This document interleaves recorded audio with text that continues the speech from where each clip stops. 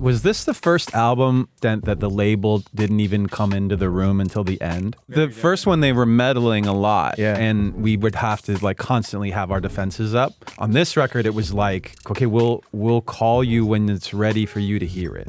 And they were like, you guys know what you're doing. Unbelievable. We trust. The onions on you guys, man.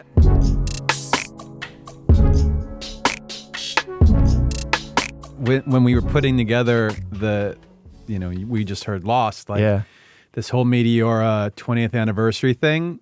One of the things that got sent to me that I hadn't seen, or at least hadn't seen most of, was there's like a 70-something minute documentary. I call it documentary because there isn't a good way to describe it. It's just like, it's like almost like the on tour version of like home movies. It's just like footage, all of this footage of us from the era of Meteora, the end of the touring cycle on Hybrid Theory, and starting to write music and starting to write the album. So immature, so ridiculous, like awkward as hell. Yeah. I know some of the guys like watched it with their families and watched it with their kids, and their kids are like, "Who is that?" Like, that's me.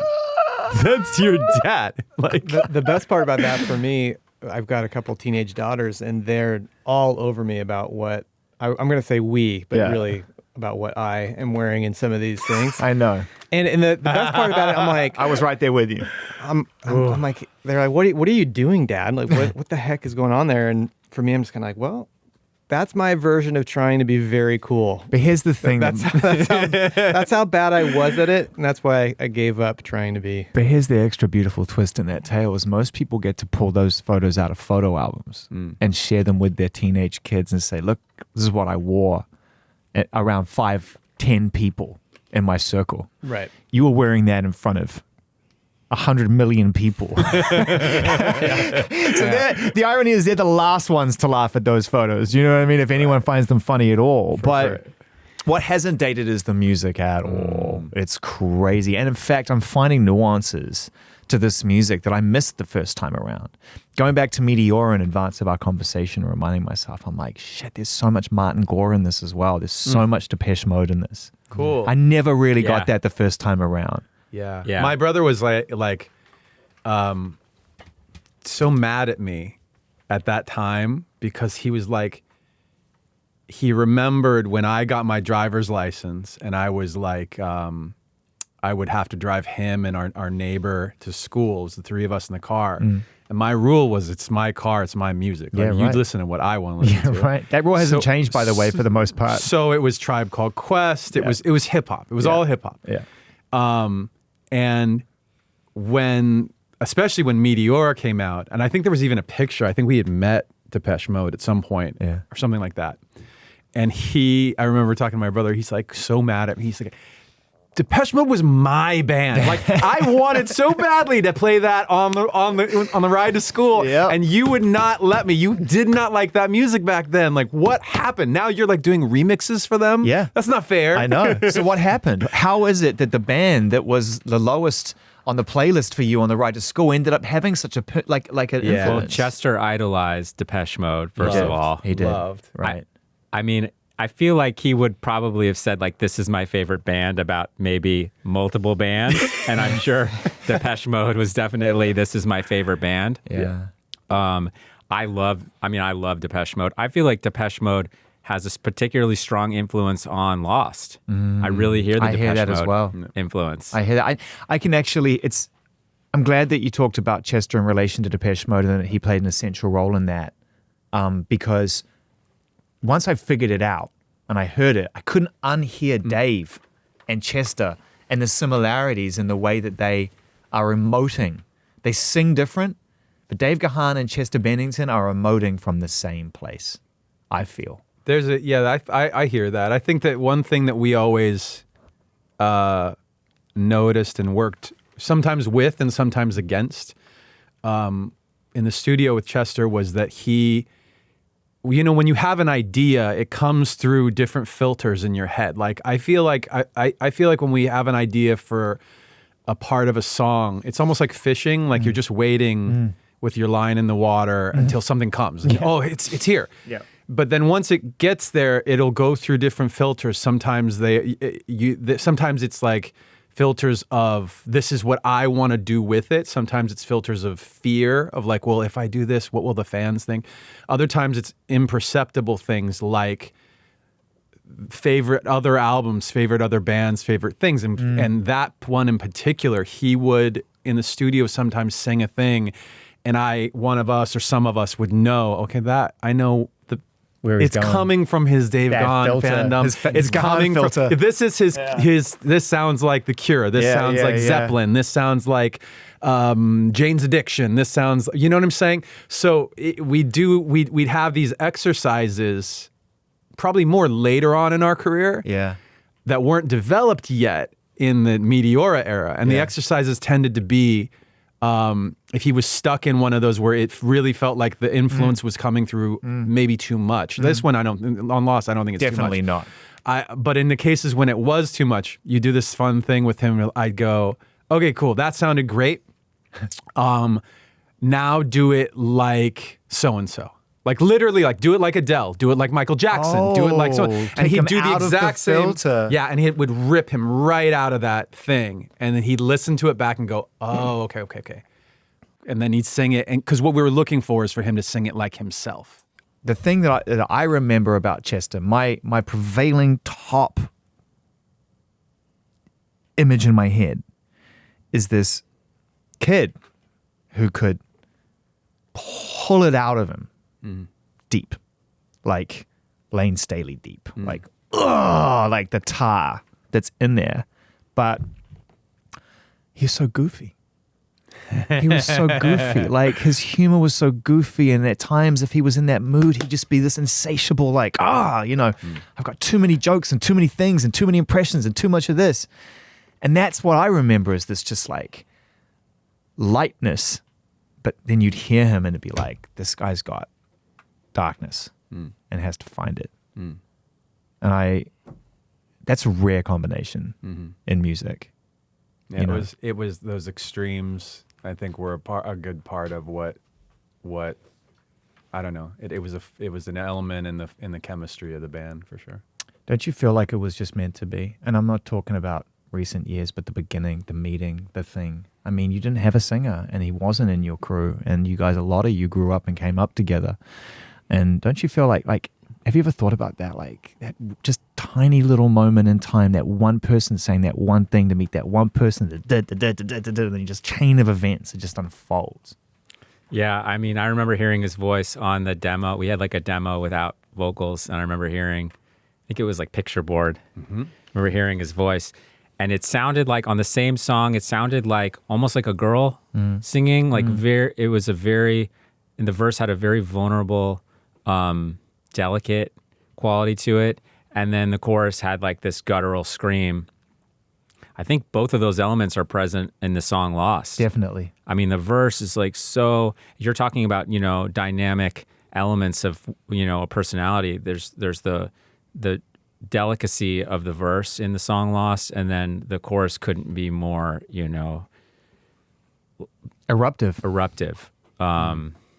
I should just have you with me all the time in case I can't find the word. Ironically, I don't think that's actually a word.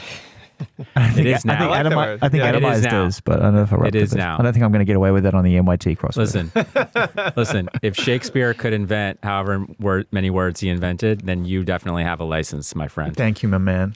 He was definitely that. And but then the band was filled with that. Right. I mean, you and Chester. That's what I was thinking. Is that it filled was, with contrast. There was when we needed to have a band, like when the songs and the concept of the album started to, not album, but the approach, like started to come together.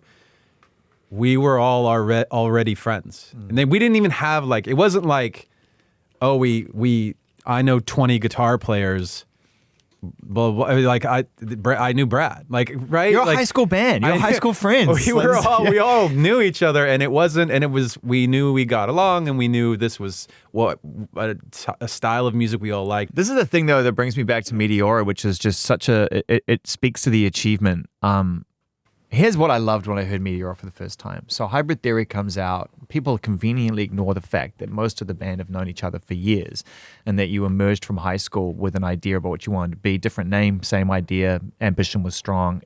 You remember this. Everyone was just like, fucking manufactured, put together, blah, blah. Okay, can we pause on that specific thing? Please. Because this is part of the story of this album. It's the towards the middle and end of Hybrid Theory. Yeah.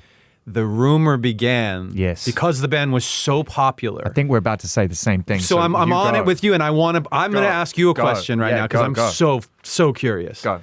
So this rumor started in Europe, probably England, in the press. It was definitely in the UK, right? And I remembered reading it for the first time. They're like, "Oh, this is a manufactured band, like a boy band." After King's College. And they said, the band members didn't know each other. They got assembled by a record label, manager or whatever. Somebody else wrote the song. It was as dark as most of their music's on tape at those kind of shows because, again, what I said before we were on the air, you came onto that stage at King's College in front of 800 people and sounded like you're on stage at the fucking Madison Square Garden. Like, everyone was just like, this is not what new bands come to the UK and do, right? So I smell a rat. Is what people say. Yeah. Well, we had, part of the reason that this 20th anniversary thing came together, from my perspective, when the question was asked, like, should we do a 20th anniversary package for the second album? I was like, I don't know, like, I don't want to like feel like I'm like milking this thing, right? Like, the album was the album, and everybody knows the story. But we started to uncover the stuff that hadn't been released. And one of the great things about it was we made a point starting mid Hybrid Theory because of some of the things people were saying. We're like, well, it sounded reactive to me. Like, we'll show you. Well, they just don't know. Like, it's the only problem is that they don't know. So let's show them, let's help them know. And so we brought our Dave's like childhood friend Mark out on the road with us. Yeah. He was like filming everything. We were capturing more stuff. And so that's why the Meteora 20 package is what it is, because we started capturing everything. It's other bands weren't really filming everything at the time. Yeah. Filming wasn't super easy. You didn't have camera phones. Yeah. So we were filming and you were documenting it so as to almost protect the future legacy of the band from this bullshit. Right? But it wasn't, we may have started from maybe of a defensive kind of position, right? But it quickly became something else. Like, it was the idea of work in progress became one of the themes of the album. It's like, we are a work in progress. Our music is a work in progress. Yep. All the stuff that we're making, like, we were aware, like, maybe in 10 years we won't love it as much as we do right now, but we love it right now. So let's just show people what we're doing. I think part of the whole, just to finish the thought, I think part of the what was a comfortably convenient element of that false narrative was that Chester had come in late and was such a powerful voice and a powerful part of this experience that people thought, they shop for members, right? Until they get the perfect formula, because Chester was just so ready-made for this from a fan's point of view. It's like, this guy looks amazing, he sounds amazing, he carries these songs like no one else can. Like, who finds this guy? And everyone's like, well, people find this guy, right? Groups of people. That's how you find people that good. It's not like you stumble across them on the playground or in a fucking rehearsal room, you know what I mean? And so it was just so fucking incredible watching you come out like that. People couldn't. Here's the headline. People couldn't absorb it. It's too ready. It was too big, and that's why it was so successful. I think what's like remarkable about Meteora, looking back on it now, is it really was. It was a good problem to have, and yet it was a problem that Hybrid Theory did become the biggest album in the world, and we were like 10 years old. Yeah. And we were like, we were just talking about meeting you, and when we flew over to the UK, like, there's video of us in this package, like, with our faces in our spaghetti. You guys were Beavis and Butthead a bit. You weren't. You were fucking... I was not? No, you were not. I remember you were very grounded. You were trying to make the jokes, but I just felt like you were like, no. Come on.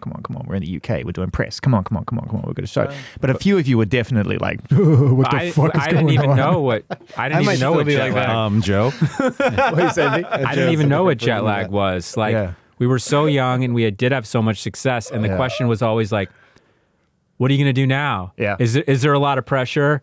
And we'd answer God, we suck, man. We'd answer like, no, but like the reality was like, there was a lot of pressure, and it's not made better by the fact that, people kept asking us that. Yeah.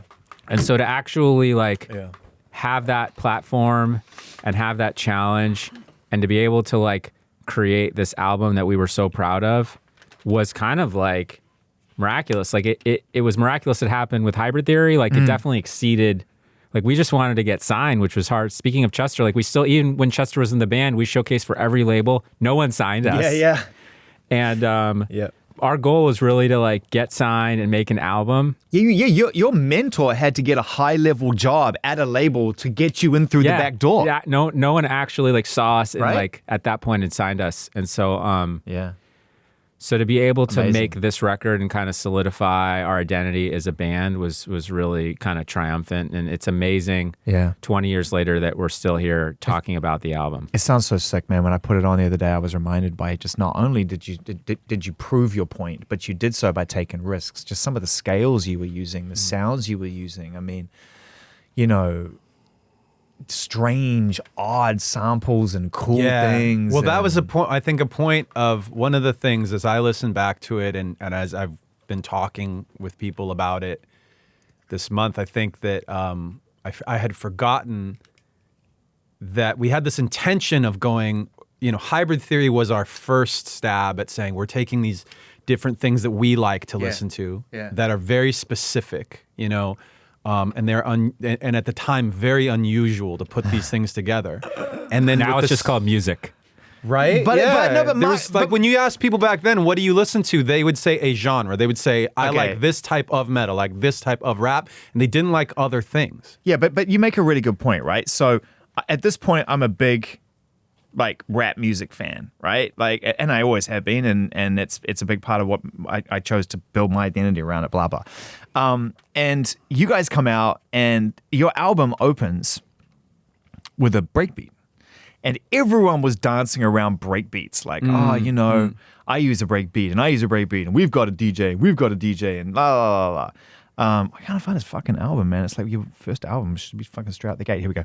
And so you guys come out, and the first thing I hear is this.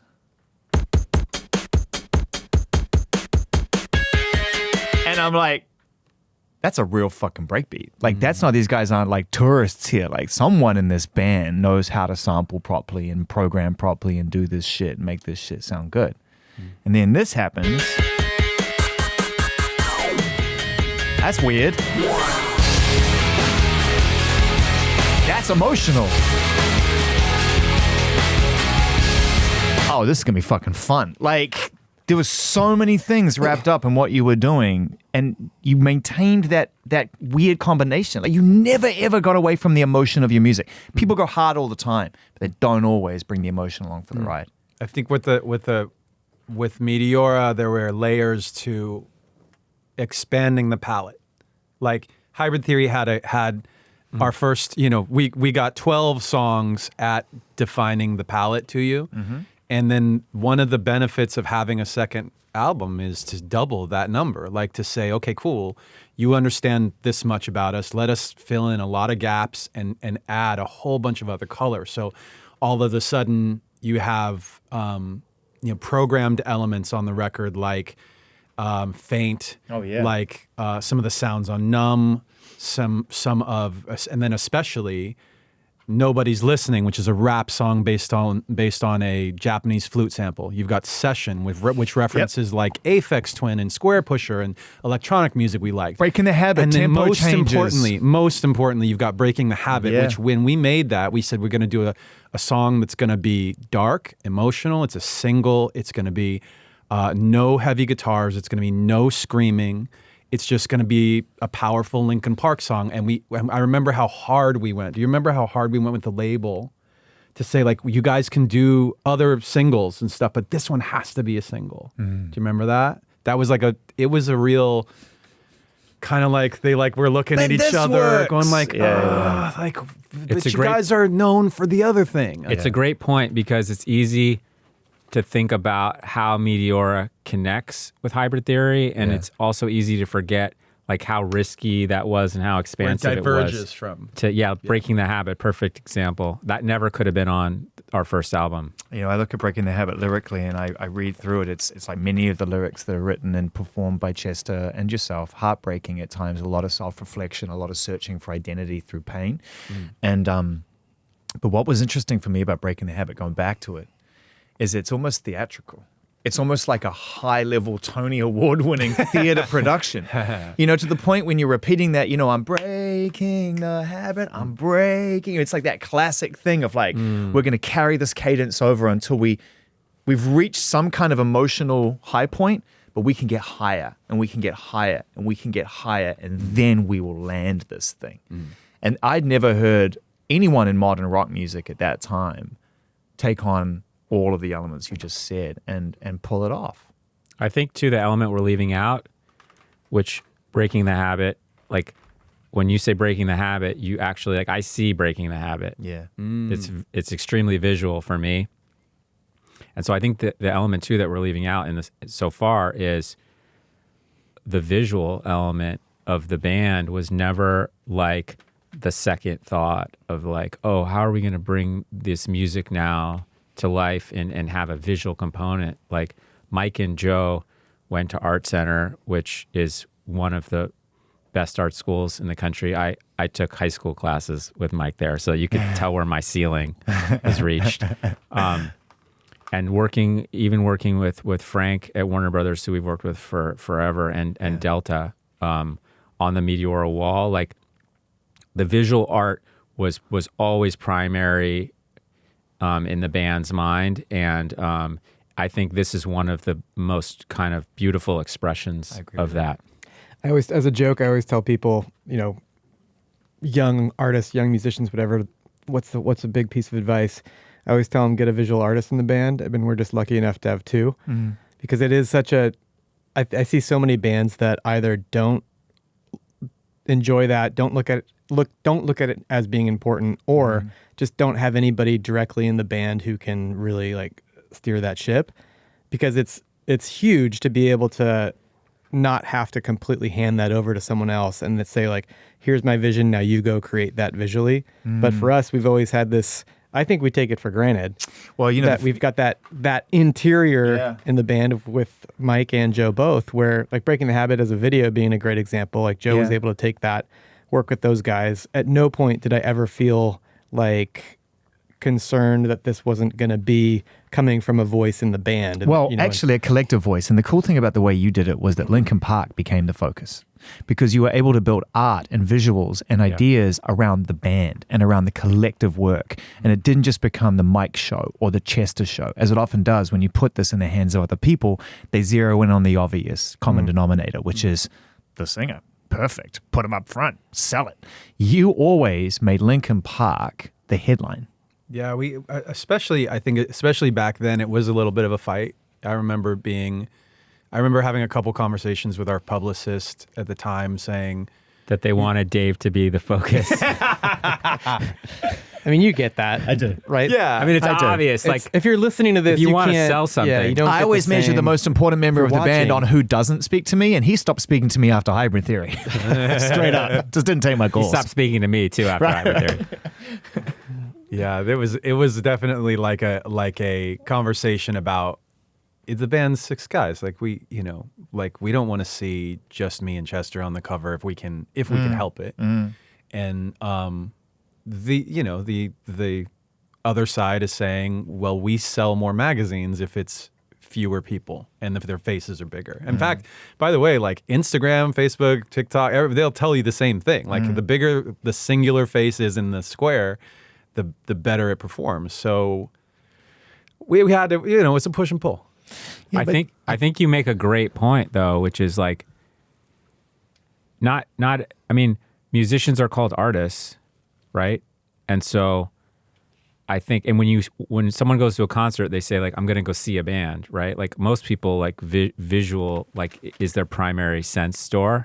And so you don't always have a very clear, like, not all musicians are artists, right? They don't always have like a three-dimensional vision. And so I love the point you're making, Zane, which is that, like, by really creating this album Meteora had a whole visual world. So that's what you think of when you think of the band. If you don't have that, then of course you have to put the face. We only have a limited amount of time. And if you don't tell me what I should experience through your lens, I'm going to pick it. And chances are I'm going to go to the loudest, most visible thing out there. And we joke around, but most people, it ain't Dave, and it ain't, it's like that person, right? Sure. And I need Linkin Park to be a band in order to come to your festival. If I'm going to believe in your taste and believe in your brand and to come to Project Revolution, I'm going to have to believe in the band, right? That's how it goes. Right. And I think you got that right entirely. That being said, how's Chester dealing with, yeah, you're a band, but he was always a compelling, interesting person, and his music and the way that he sang your songs drew people into that curiosity in a big way. How was he handling that from memory? I mean, the story that I go to immediately, just because it's a me and him, it's exemplary of the way he saw our dynamic, was that during Hybrid Theory, there was a question from the label, like, well, the singer's so good. Like, they even went to, at a certain point, they kept trying to meddle in our creative process and change the DNA of the band. And at one point there was a suggestion, well, maybe like you just have the singer sing and you don't do any rapping, which to all of us was like an offensive suggestion, 100%. But they kind of backdoored it to him and went directly to him. And the pitch was, we're going to build a new thing all around you. You are the star. You already are the star. Like, it should be all about you. Yeah, let's just speak to the id and figure it out. Whatever about these other guys. Yeah, we don't need them. We understand you. Yeah. And you're important. You're the most important. And I remember we sat in the kitchen at NRG Studio, and he like took us aside and he's like, hey, you guys, like, you need to know, they did this to me today. They said these things to me, and he recounted the whole conversation. Wow. And we were all like, holy shit. In my mind, I'm like, oh boy, like, this is the beginning of the end, right? Because they're right. Like, he's incredible and we need him. Yep. Like, I don't know if he needs us. So they went to him and they said these things. We were like, well, what did you say? And he goes, I told them to go fuck themselves. Like, I was like, yes, like, okay, he has our back, we have his back. That was the start. To me, that was like a real galvanizing moment. That was the start of, all for one and one for all. The thing too that came out of that, I think Chester was on board first and foremost, maybe even leading the charge on it, is like, let's do it our way or let's not do it. Like, he was a champion for that in so many ways, even coming into Meteora. And we would all fight amongst ourselves, but at the end of it, it was like, let's figure out how we want to do it. And if that's not going to work, then we don't want to do it. Like, let's make sure that we love it. And then we can put it out there and be confident in the fact that at least the 6 of us are on board, and we hope you like it. Yeah. We hope you love it.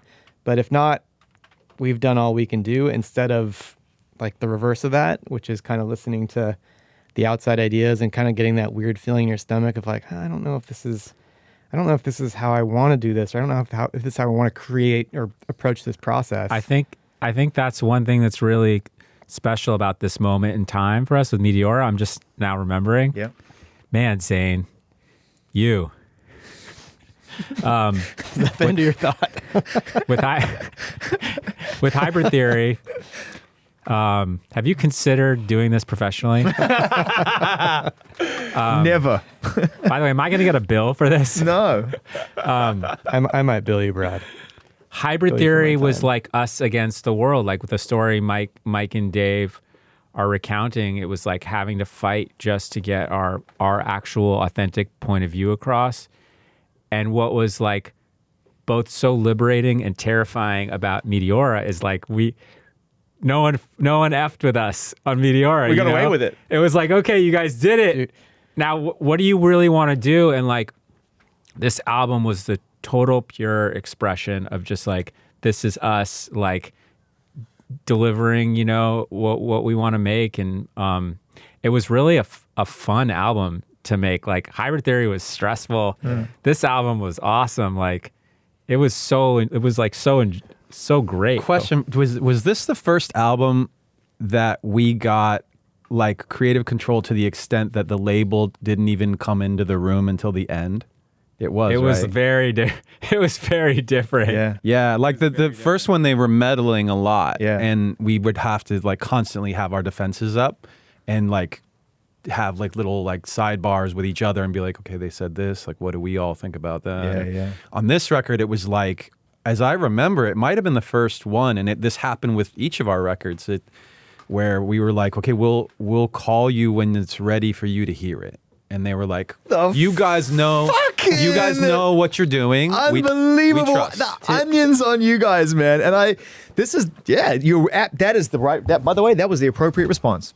Shrugging his shoulders sorry, like, that's what happens when you sell more. Go read Rick Rubin's new book. It's the artistry and the, like, you got to impress yourself first. You got to make the songs that you go, damn, that's a good song. Like, if no one else likes that song, I know I'm on good footing because I think it's great. But see, these are the decisions that get made that grow the tree a few more feet toward the sun, that allow the artists in 2023 who have that attitude to sit beneath the shade. And you didn't have that. That's why I say the onions on you. Like, who was doing that after their debut album before you? Very few artists would have done that. You're in the Warner Brothers machine, kids. You got to fucking do as you're told to some degree. No disrespect, but we're a business now. Yeah. You want to go and play around on your own time? Do it on your own time. And so you were doing it on their time. That's sick. And that's why that album, doing what it did. But it's interesting, you know, like the success of that album, I'd imagine, threw up some other questions just for you as a unit. What were some of the challenges that Meteora threw up for you looking back on that? I really feel like this album was liberating. I really feel like it was liberating for us because it's easiest to compare it to Hybrid Theory. Hybrid Theory was all, you know, pushing the rock up the hill, like with people actively pressing against us. And even with the success at the end of the Hybrid Theory, like the documentary that Mike referenced in this Meteora 20 package kind of starts at the end of Hybrid Theory. How long is Hybrid Theory? 40 years. You mean the touring cycle? The tour was 18 months, wasn't the it? album length. Oh, it's like 40 minutes. Yeah. Less. Yeah. So Yeah, it's 38 or something. Yeah, Yeah. It's lean. It's lean. And we had at the end of the Hybrid Theory cycle, we were headlining arenas. Yeah. And we'd be like, okay, great. Like, this promoter would come in and say, like, what's the plan? We'd be like, how long do you have like slotted for us to play? He'd be like 90 minutes. And we'd be like, what? Like, how are you a headliner when you only have 37 minutes of material? Yeah. And, like, we could do the album twice. Yeah. And so What you're doing is you're speaking to an audience. You realize you haven't put your trousers on. That's what that is. So with Meteora, We tried that. You tried that. We tried that as part of our 90 minutes. That was the dark time. because we're talking a lot about the studio, and yet the majority of our time in that era was on the road. I mean, you toured relentlessly. we toured relentlessly. I think we toured like 2.5 years on Hybrid Theory and maybe 2 years straight on Meteora. And so having actual material to play on stage, I mean, it just made us, I think this album helped solidify us as a touring band. Weren't you fucked after 4 years of just grind and touring? I know that the energy and the touring and the fun and the success and it's great and blah, blah, blah. But I mean, there's only so much internal space that you have. I think Brad and Dave were the ones who, towards the end of the Meteora album cycle, probably starting earlier, but really like coming into focus at the end of that album cycle, that said, hey, our lives just changed a lot, you guys. Yeah. Like, we were, 1 minute I was like literally making beats on a cassette 4-track in my mom and dad's house, and now we're here and we've got an album, a thing that's happening with Jay-Z. Like, we're in an entirely different, not only phase of life, but like something happened that's very big, and we need to take some time to like reflect on it and talk about it. And no one else is going to be able to like guide you through it. It's going to be the six of us with each other and the six of us looking at ourselves. It wasn't without its challenges. You know, I would hear reports that, you know, Chester was struggling. I don't know if other people were struggling, and if so, how they were struggling and what was going on. And I just sort of wonder, like, looking back on that now, how you did navigate through those choppy waters and perhaps where it was kind of at its most difficult. Youth. Oh, you ignore it. Youth. Well, there's energy, right? I'm saying, like, young people, man, like a 22-year-old. Yeah, who gives just a fuck? send them out into the world. Yeah, right. I mean, but it was It's a fair answer. I think youthful exuberance was a strength of ours. I think having like a real brotherhood, the six of us, to keep each other grounded was a huge plus. And I think ultimately we did, you know, as Mike mentioned, really talk about, like, you know, we need to cool it.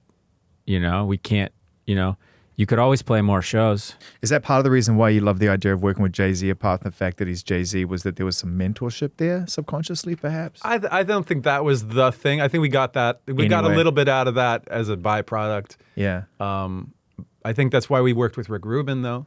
Like, I think we headed into Minutes to Midnight and into that relationship with Rick because we knew he was a well of information beyond music. And what's one of the prevailing sentiments or observations or philosophies that he saw that you kind of needed and imparted with you at that time that really helped you through that time? When he met with us, he very kind of gently opened up the possibility for us to do something completely different than what we had done before, and that never would have it wouldn't have entered my mind. Like, right. I would have seen our trajectory as like a line, and I think he saw it as, you know, 3-dimensional. Yeah. I actually remember it differently. That's so interesting because I remember us sitting in his library meeting with the him polar bear the first time. There's like a bear. I remember. I went to that house. Yeah. That was a beautiful house. Yeah. So yeah, I remember him asking us, "What do you want to do?" And I remembered all of us, every single person, when they listed off, you know, this. Every single person said, "I want to reinvent the band. Like, I want to do something that kind of like wipes the slate clean and do something different." But he was, and I remember him. I know he said at the end of the conversation, that is the reason I want to work with you. He's like, I wasn't, you know, to be honest, I'm always making up my mind whether or not I want to work with somebody. When you all said that's the moment. And then he went up to the rings, jumped up and did a few flips. Remember he had those rings in his music? I never saw him do the rings. I never saw him do the rings. I remember looking up. And then the polar bear came to life and attacked Dave. And I lived to tell the tale. Rick, chai tea and sauna time, buddy.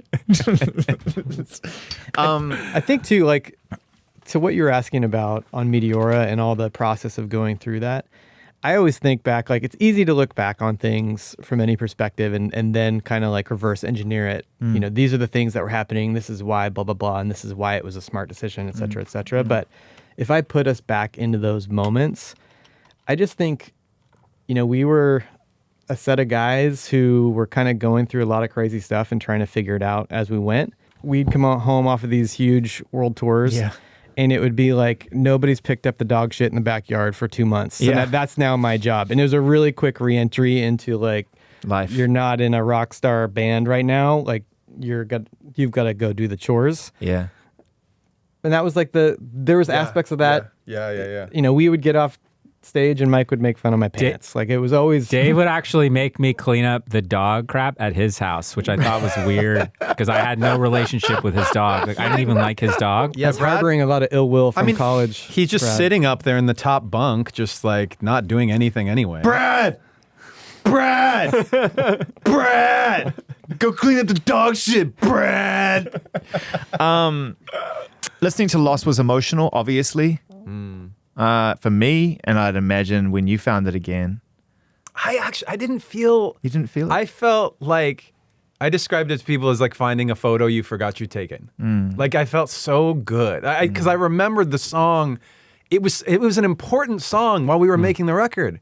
It was the album ended up being 12 songs. And that was close. And it was number 13. That one, I can imagine that was arm wrestling into the very last minute. I think what's so interesting about the song is it wasn't like the 13th. It wasn't because it was the 13th best song on the album. It was one of our favorite songs. Yeah, we loved it. We went to New York. We were at Andy Wallace's studio. And we mixed all the songs, and we would always do the sequencing like during mastering, so that comes next. Yeah. And so our intention with Hybrid Theory, with Meteora, with Minutes to Midnight, with all of our albums was always to make an album. The album was our medium. Like certainly each song was important, and we wanted the album to tell a story. So it wasn't like, these are just the best songs. And it's the most fun. Track listing is fucking fun. Putting shit in order and giving it a sense. It's one of my favorite things. What was so weird is the song that we loved when we were working on, I recollect, when we were working on the sequence, we didn't know where it didn't make sense where it would go. Like I have a theory as well. I think because Numb's the last song on the conventional album, I think that it's sort of it made the decision for you, because it's like, well, if it doesn't make it before Numb, it can't go after Numb. Right. And it had some kind of DNA, emotional DNA that Numb has, right? Yeah, and so definitely. we didn't need, the weird thought was like, okay, let's actually hold the song off the record, because we have Numb. Numb will hopefully have its moment in the sun, and then maybe at some point this song Lost will have its moment, and then we actually forgot we made the song. So crazy. Well, and we moved into that other phase that we were just talking about, which is don't look back, rewrite the DNA of the band. Go to Malibu, figure it out. As soon as you're in that phase, you're like, everything else we've ever written doesn't exist. Well, it ain't the streaming era, so just putting a song out on a deluxe, blah, blah, blah, that's not a reality back then. There was It's none like, of that. it needs to be attached to something, or the label's not going to put resources behind it, and blah, blah, blah. So it sits on a shelf, you bring it out. I actually love that you were able to experience it. I loved it, man. From a place of joy. It felt so good. Because I got upset. I had the same feeling that a lot of fans had, which was like, oh man, that is a moment in time. Like what an incredible little time capsule. But I just went back and started listening to the lyrics to it, and I was reminded how there was just few people on this planet, and still to this day, who are able to draw a correlation between the things that we get told, we shouldn't talk about, and you bury that shit. He found a way to bring it out of him. And I think that, in a lot of ways, was, apart from the personal loss and the sadness of losing somebody, was the hardest thing for us all as fans, was to realize that the person who did such an incredible job of making us feel like we weren't alone couldn't get past it. And that is just heartbreaking. Yeah. You know what I mean? Obviously you do. I mean, it's just... Yeah, I think into what you were saying, for me with Lost, I hadn't heard that song maybe in 20 years, right? Like that fits the timeline. And so I had kind of, in the back of my head, forgotten about it.